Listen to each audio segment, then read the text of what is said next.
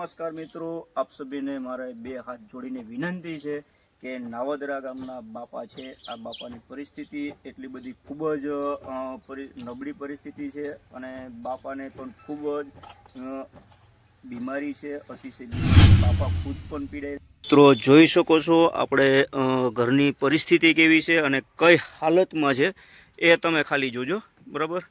અને આપણે બાપા અત્યારે અંદર બેઠા છે તો બાપા સાથે મુલાકાત કરીએ અને વાતચીત કરીએ. તો મિત્રો બન્યા રહેજો આપણા વ્લોગમાં. આ છે બાપા અને આ છે માજી, બરાબર.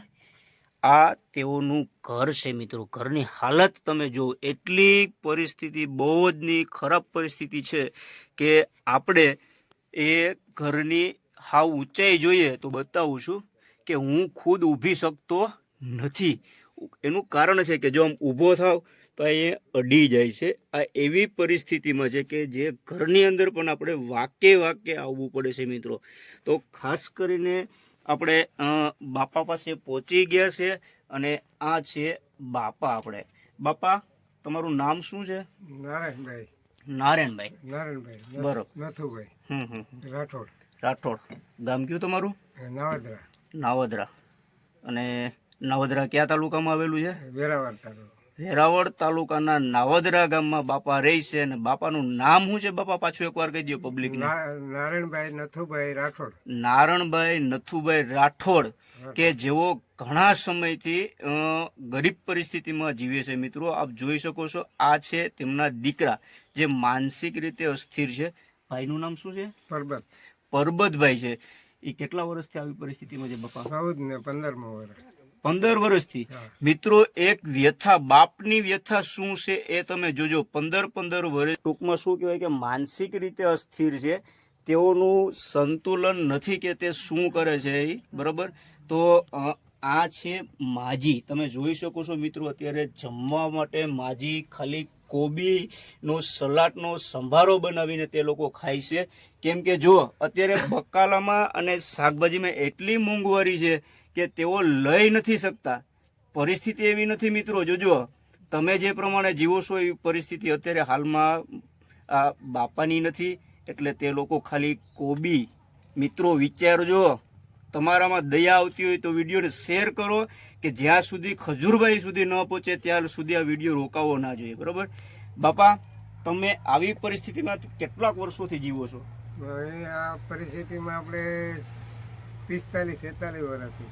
બરાબર છે. અને અત્યારે પેલા તમે શું કરતા ને અત્યારે તમે શું કરો છો બાપા? પેલા આપણે આમ મજૂરી કરતા, પછી આપણે ઉપલેન હતું, આપણે એ ચલાવતો, એમાંથી મને દાણા આવતા. પછી આપણે બાપાણાના પૈસા થઈ જતા. બરાબર. હવે એ બધું જો પછી મેં આપણે છે ને પાછી જાડા મોટી દુકાન કરી હતી. એમાં જાડો મોટો વેપાર ને એમાં ભાઈ ઠાકતા હતા અટાણા. પછી એ પાછી દુકાનમાં આપણે કઈ વેલું છે ને પછી આપણે ભાઈએ ગુલ્ફીનું કારખાનું લીધું હતું. એમાં આપણે ગુલ્ફી બનાવી ફેફસીને ને 12 ગામ આપણે જઈને ધંધો કરતા. અમે બાર વેચવા જતા. ભૂંગરાને બનાવી ને બધી ડાળિયા ને ખારીસિંગ ને સાયકલ લઈને ફેરી કરવા જતા અમે. બરાબર. એ રીતનો અમારો વહીવટ ચલાવતા. બરાબર. બાપા, તમારે જમીન કેવું કઈ છે કે નહીં? જમીન નથી. જોજો મિત્રો, પહેલેથી જ બાપાની પરિસ્થિતિ નબળી છે. કેમ કે તેણે તેના જીવનકાળની અંદર, અત્યારે બાપા તમારી ઉંમર કેટલી છે? મારી ઉંમર 75 વર્ષ. 75 વર્ષના જીવનકાળની અંદર બાપા પહેલેથી જ પોતાની પરિસ્થિતિ એવી નથી કે તે સક્ષમ થઈ શકે. પણ બાપાના પ્રયત્ન મિત્રો એવા છે કે એક પતિ તરીકે પત્નીને સાચવવા માટે અને દીકરાના બાપ તરીકે દીકરાની સેવા કરવા માટે એક બનો આશરો પણ નથી. અને મિત્રો અહીંયા એક ભરતભાઈ ડોક્ટર કરીને છે, તે અવારનવાર આવે છે અને બાપાના મોઢેથી અમને જાણવા મળ્યું છે કે તે ખૂબ જ એની સેવા કરે છે. અને દર વખતે બાપા કઈ રીતના આવે છે ભરતભાઈ? ભરતભાઈ આપણે દર મહિને. મિત્રો જો ભરતભાઈને 100 મારા સલામ છે. અને ખરેખર ભરતભાઈ જેવા ડોક્ટરો આ દુનિયામાં હોવા જરૂરી છે કે જે એના માતા પિતાને વંદન છે ને એને વંદન છે કે મિત્રો બાપાની ન્યા બાપાની પરિસ્થિતિ જોઈને અને બાપાના હાલચાલ સાંભળી અને ડોક્ટર ભરતભાઈ અહીંયા આવીને તે લોકો 4 મહિનાથી કીટનું વિતરણ કરી જાય છે મિત્રો. અને બાપા ગામનો કોઈ સહારો છે કે નહીં? નહીં, ગામનો સહારો નહીં. જો મિત્રો બહુ આપણે નહીં, કોક હોય આપણે હોમાં કોક લઈ હા, લઈએ, નહીં તો- કોઈ સહારો નહીં. બરાબર છે. હવે બાપા તમારું શું કહેવાનું મિનિંગ છે કે આપણે આ વિડીયોના માધ્યમથી તમે ખજૂરભાઈને શું કહેવા માંગો છો? હું ખજૂરભાઈને એમ કહેવા માંગુ કે આપણો આ વિડીયો સ્વીકારે ખજૂરભાઈ, હા ને આપણો આશરો આપણે છે ને બનાવી દે એવી આપણી વિનંતી છે ને આશા છે. અમારા ગાડા ગેલા હમો જોઈ, પછી આંધ્રા પાંગરા હમો જોઈ, આપણે લુલા લંગડા હમો જોઈને તો ખજૂરભાઈને તાત્કાલિક વિડીયો પૂગે ને શેર કરે આપણે વિડીયાને. મિત્રો બાપા બે હાથ જોડીને વિનંતી કરે છે ખજૂરભાઈને કે ખજૂરભાઈ એક તમે અમારી નાની એવી મદદ કરો, એક ઘર માટેની મદદ માંગે છે. તો મિત્રો બને ત્યાં સુધી આ વિડીયોને એટલો શેર કરો કે ખજૂરભાઈ સુધી પહોંચી જાય. અને ખજૂરભાઈ મારી પણ તમને એક એવી વિનંતી છે કે આવા નિરાધાર કે જે અત્યારે બાપાની પરિસ્થિતિ જોઈને, બાપાની ઉંમર સમથિંગ 75 વર્ષની આજુબાજુની છે, એમ માજીની વર્ષની ઉંમરે ઘણી બધી છે અને દીકરાની ઉંમરે ઘણી બધી છે. અને માજી છે એ માનસિક રીતે કેટલા વર્ષથી છે? 47 વર્ષથી. જો મિત્રો 47 વર્ષથી તો ખાલી માજી છે. જો આ માજી એમની પણ માનસિક સ્થિતિ ખોરવાઈ ગયેલી છે અને 47 વર્ષથી માજી પણ આવી જ હાલતમાં રહી છે. અને આ મકાન તમે જોઈ શકો છો મિત્રો, બરાબર કે હાવે હાવ કેવું છે. આવું મિત્રો આપણે ઢોર બાંધવાના જે ઢારિયા હોય છે એના જેવું મકાન છે. અને એવામાં કે અહીંયા 5 મિનિટ પણ આપણે બેસીએ તો આપણે બેસી આવ્યું ત્યારે પણ આવી સ્થિતિમાં અહીંયા રહ્યા છીએ.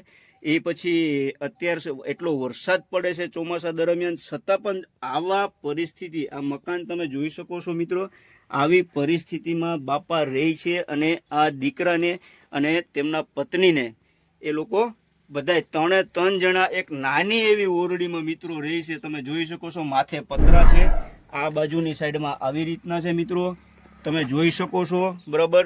તો બને ત્યાં સુધી મિત્રો એક મારી તમને નમ્ર અપીલ છે અને નમ્ર વિનંતી છે, બે હાથ જોડીને વિનંતી કરું છું કે ખરેખર બાપાની પરિસ્થિતિ જોઈ અને બાપાની જે વ્યથા છે એ જોઈને એવું લાગે છે કે ખજૂરભાઈ સુધી આ વિડીયો પૂગવો જોઈએ. તો મિત્રો બાપા લાકડીના ટેકે હાલે છે, આમ ખુદને પોતે એમનેમ ચાલી શકતા નથી. અને બાપાને એક ડાયાબિટીસની પણ બીમારી છે એવું જાણવા મળ્યું છે તેમના મુખેથી. બાપા ડાયાબિટીસની કેટલો સમયથી તકલીફ છે? એક વર્ષ હતી પેલું બહાર થયું ને આંખનું છે ને આપણે ઓલી થળીમાં ગાંઠ છે ને, સારણ ગાંઠ છે, એ આપણે છે ને 12 વર્ષ છે. ઓહો, આંખનું આપણે છે ને 8 વર્ષ છે. તો તમે આના માટે કોઈ સારવાર કઈ લીધી કે લીધી નથી બાપા? પછી કોઈ આપણે જો મારી સાથે કોઈ માણસ હોય નહીં, પછી હવે એકલો ક્યાં એમાં ફફા મારતો જાઉં.